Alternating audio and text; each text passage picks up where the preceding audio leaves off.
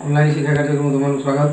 पे आम जो षष्ठ श्रेणी पाठ पढ़ाऊे जो कौन शिखा ए लेखक कौन शिखी आम मैंने कौन शिखा अमेरिकार सब भल गुणटी हूँ शारीरिक परिश्रम करवा। शारीरिक परिश्रम मूल्य समस्त शारीरिक परिश्रम करती। लेखक आम देखिले दुई तीन टा उदाहरण जन कलगट विश्वविद्यालय प्रोफेसर सी कम कर शिक्षक मैंने ग्रीष्म छुट्टी कम कर आउ जड़े विज्ञान शिक्षक कथा देखिले। एवं आउ जन कथा देखा मिस्टर बेकर अमेरिकार जन अवसर प्राप्त इंजीनियर। मिस्टर बेकर हूँ जड़े अवसर प्राप्त इंजीनियर बयस तक 70 है मुंडर बाल धला। सकाଳେ श्रीमती बेकर और मुझे गाड़ी धरी सभा को बाहर लेखक जाकर घर थे और लेखक और स्त्री जो बेकर स्त्री जो गाड़ी धरी सभा को बाहर श्री बेकर से टांगिया कोड़ी शाबल लदी गाड़ी में उठती। गोटे भैन अच्छी गाड़ी अच्छी से गाड़ी में कोड़ी शाबल टांगिया धरी से उठती। पर्वत भांगी पड़िया कर तहिरे से घर तोड़े जगह जो दूर जगह अच्छे से पर्वत भांगे घर ये पड़िया कर घर करेंगे। दिने दिने हाथ बाड़ देवाई मुझे सागर दिने दिने साहय करने चारिपीठ बाड़ देवाई लेखक सागर जाती। लेखक पचारती गले पचारे तुम तो एत संपत्ति जहाँ कहती शह शह गह गह टंका सुना दुआरे गाड़ी थोवा जगह ना तुम तो एत संपत्ति जहाँ कहती शह शह टंका सुना अच्छी कि दुआरे गाड़ी छोड़ा थोवाई जगह नहीं। तुम्हें बुढ़ा बयस पुणी गाड़ी कोड़ी शाबलर शौक कहीं रखीच बुढ़ा बयस तुम एत परिश्रम कहीं करुच। से उत्तर दिखती गोलक बाकी गोलक बिहारी दल को तुम एत पाठ पढ़ी अमेरिका आसिल तथा अमेरिका जीवन मूल दर्शनटा तुम धरीपारी ना आउ क्या कथा छाड़ दियो मु काम कर जीवन को उपभोग करने काम व्यतिरेक अमेरिका जीवन सुख कल्पना असंभव। यहाँ गोटे सड़क अमेरिका मानकर काम व्यतिरेक बिना व्यतिरेक हूँ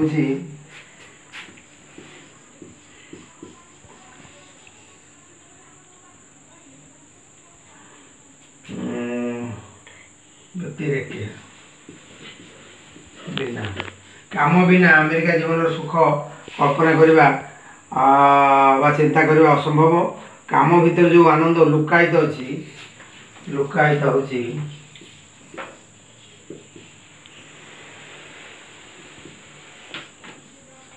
लुचि काम भीतर जो आनंद लुचि रही थे चाखी सी आउ के छाड़ी पार ना। बुढ़ा बाबा परिश्रम करे बोली पुओ कौन बसी रही असंभव समस्त काम तेणु अमेरिका समस्त लोग काम करती। आगुरी कही काम न कले पिलाए पैसा पाती ना तेणु काम ही अमेरिका जीवन मूल मंत्र। अमेरिका पिला केमी दरकारी कम कर गोटे उदाहरण गोटे लेखक दूसरी गोटे छोट पिला 15 वर्ष पिला से केमी कम कर दिने मुझे डेविड और बापा को समस्ते मिसी गोटे सहर अभिमुख मटर छुटेलु। दिने लेखक आउ डेविड और गोटे पिला 15 वर्ष पिला बापा को कौन कले गोटे सहर अभिमुखे यात्रा जो गाड़ी मटर छुटेले।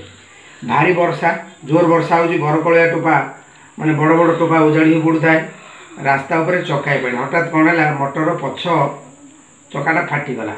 माइपी मनीष समुद्र सामान अर्थात हूँ जे बो डेविड बो सी कौन है अस्तव्यस्त हो पड़े सबुठ सामान विपत्ति पड़े अल्प बहुत इतस्तत हो पड़ती व्यस्त विव्रत हो पड़ती।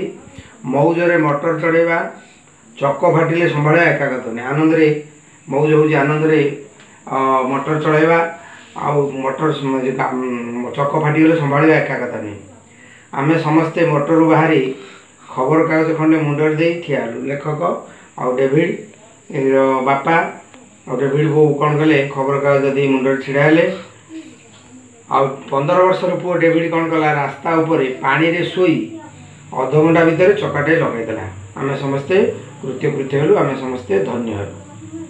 अमेरिका लोके अनेक दिन पर्यटन एकुटिया हो चलुते कि जानी नथिले कि शुणी नथिले किंतु पृथ्वी राजनीति सहित से बेसी संपर्क नाला। गला विश्वयुद्ध जो द्वितीय विश्वयुद्ध है से विश्वयुद्ध पृथ्वी क्षेत्र में आगुआ ही से बाहर सारा विश्व में गोटे आगुआ देश ही बाहर विश्व शासन विश्व मैत्री मैत्री है बंधुता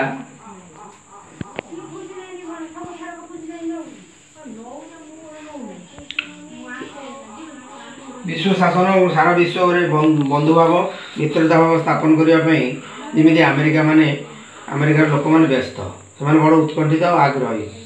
ଆମେରିକାର ଯେକୌଣସି ସହରକୁ ଗଲେ ଆମେ ଆନ୍ତର୍ଜାତିକ ଯେକୌଣସି ଅନୁଷ୍ଠାନ ଦେଖିବା ମିଳେ, ସାରା ପୃଥିବୀରେ ନାଁ କରିଥିବା ଅନୁଷ୍ଠାନ ଦେଖିବା ପାଇଁ ମିଳେ, ଯେଉଁଟାକୁ ଆନ୍ତର୍ଜାତିକ କହନ୍ତି। ଆମର ଦେଶ ଭିତରେ ଜାତୀୟ, ବାହାର ହେଲେ ଆନ୍ତର୍ଜାତିକ। ଆମେମାନେ ଏତେ ଗୁଡ଼ାଏ ପିଲା ଆମେରିକା ପଇସାରେ ଆମେରିକାରେ ବୁଲୁଥିଲୁ, କାରଣ ଯାହା ହେଉନା କାହିଁକି ଆନ୍ତର୍ଜାତିକ ଭାବ ବିନିମୟ ପାଇଁ ଆମେରିକା ବଡ଼ ବ୍ୟାକୁଳ। ଆମେରିକା ଲୋକମାନେ ସବୁବେଳେ ଅନ୍ୟ ଦେଶ ସହିତ ସମ୍ପର୍କ ରଖିବା ପାଇଁ, ଆନ୍ତର୍ଜାତିକ ଭାବ ବିନିମୟ ପାଇଁ ସେମାନେ ବଡ଼ ବ୍ୟସ୍ତ, ବ୍ୟାକୁଳ। ଆମେରିକା ଲୋକଙ୍କୁ ସବୁଠୁ ଶିଖିବାର ବଡ଼ କଥା ହେଉଛି ଯେ ପ୍ରଶଂସା କରିବା। ସେ ଯିଏ ଯାହା କରୁ ଲୋକେ ତାର ପ୍ରଶଂସା କରନ୍ତି। ମଣିଷ ଜୀବନରେ ଯେତେ କାମ ଅଛି ତାକୁ କ'ଣ କରାହେଇଛି ନା ଘାସ କଟା ଠାରୁ ଘୋଡ଼ା ଚଢ଼ା ପର୍ଯ୍ୟନ୍ତ ସବୁ ବିଜ୍ଞାନ ଛାଞ୍ଚରେ ପକାଇ ଦିଆଯାଇଛି। ପ୍ରତ୍ୟେକ କାର୍ଯ୍ୟରେ କିଛି ମୂଲ୍ୟ ଅଛି, ଛୋଟ କାର୍ଯ୍ୟ ହେଉ ବଡ଼ କାର୍ଯ୍ୟ ହେଉ କିଛି ମୂଲ୍ୟ ଅଛି।